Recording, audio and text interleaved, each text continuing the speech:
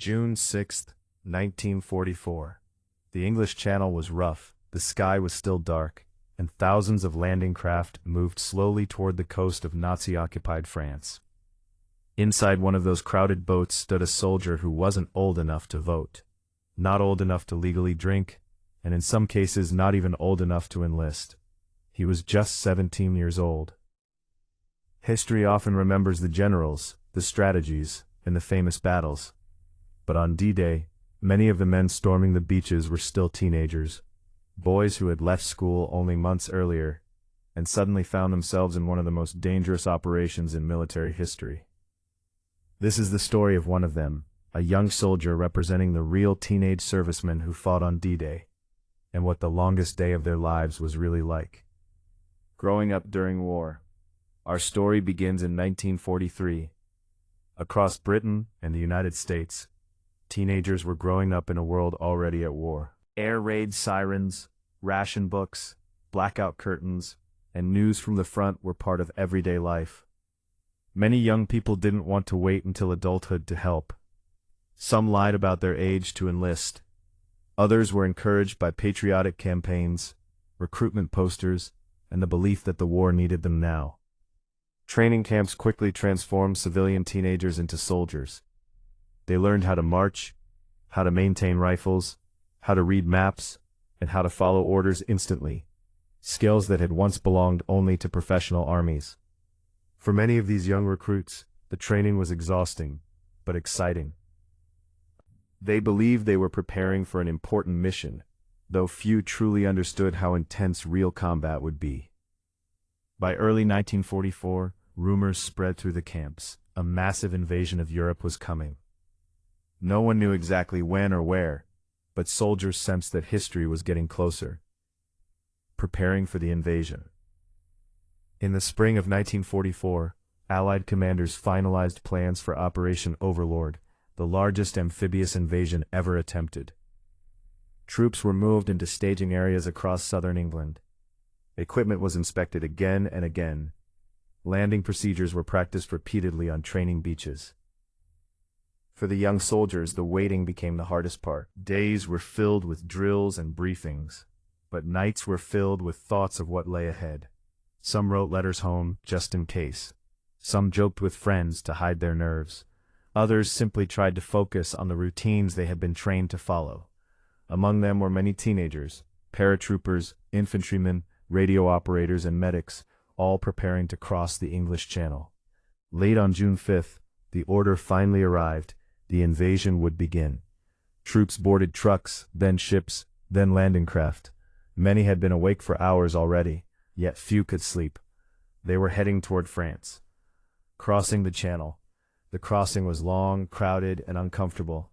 Landing craft rocked in the waves as soldiers sat shoulder to shoulder, surrounded by heavy packs and equipment. Engines roared constantly, making conversation difficult. Some soldiers tried to stay calm by checking their gear again and again. Others stared silently at the water.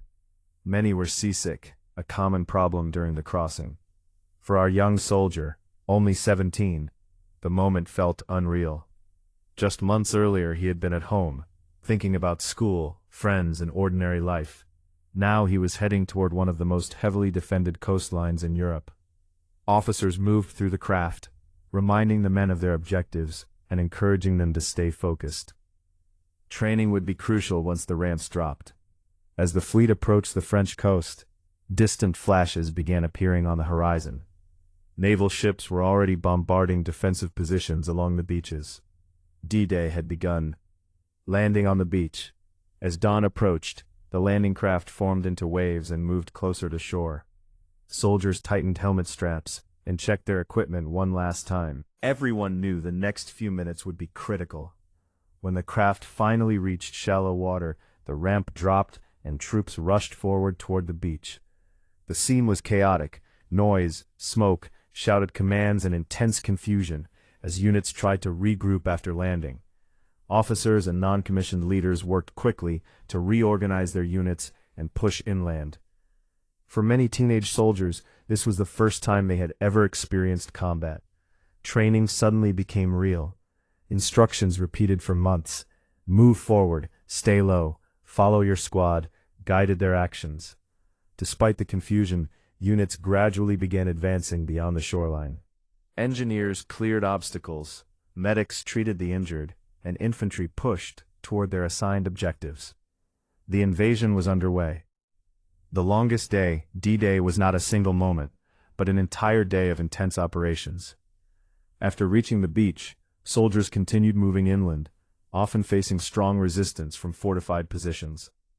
Progress could be slow, and communication between units was sometimes difficult. For the young soldiers involved, the day felt incredibly long. Hours passed that seemed like entire days. Hunger, exhaustion, and adrenaline combined into a blur of movement, orders, and uncertainty. Yet something important was happening. As the day continued, more Allied troops landed, more equipment arrived, and beachheads gradually expanded. What had begun as a dangerous gamble slowly turned into a foothold in occupied Europe. Many teenage soldiers who landed that morning survived the first day and continued fighting for weeks or months afterward as Allied forces advanced across France. They had crossed the Channel as inexperienced recruits, and in a single day they had become veterans. After D-Day, the invasion of Normandy did not end the war immediately, but it marked a turning point. With Allied forces now established in Western Europe, Germany faced pressure from both the Eastern and Western fronts. Over the following months, the front lines moved steadily toward Germany itself. For the young soldiers who had landed on D-Day, life became a series of marches, battles, and long periods of waiting between operations. Friendships formed quickly among soldiers who relied on each other every day. Many of the teenagers who fought that summer would not return home until 1945, after the war in Europe ended. When they finally did return, many were still barely adults, yet they had already lived through experiences that would shape the rest of their lives. Why their story matters. Today, D-Day is remembered as one of the most important operations of the Second World War. Histories often focus on the commanders who planned the invasion, or the massive scale of the operation. Thousands of ships, aircraft, and vehicles working together in a single coordinated effort. But behind those numbers were individual people, including many teenagers who volunteered or enlisted early because they believed the war demanded it. They were students, factory workers, farm boys, and city teenagers who suddenly found themselves part of a historic moment. Lived long lives, raising families and building careers. Others never had the chance. Their stories remind us that history is not only shaped by leaders and governments, but also by ordinary young people placed in extraordinary circumstances.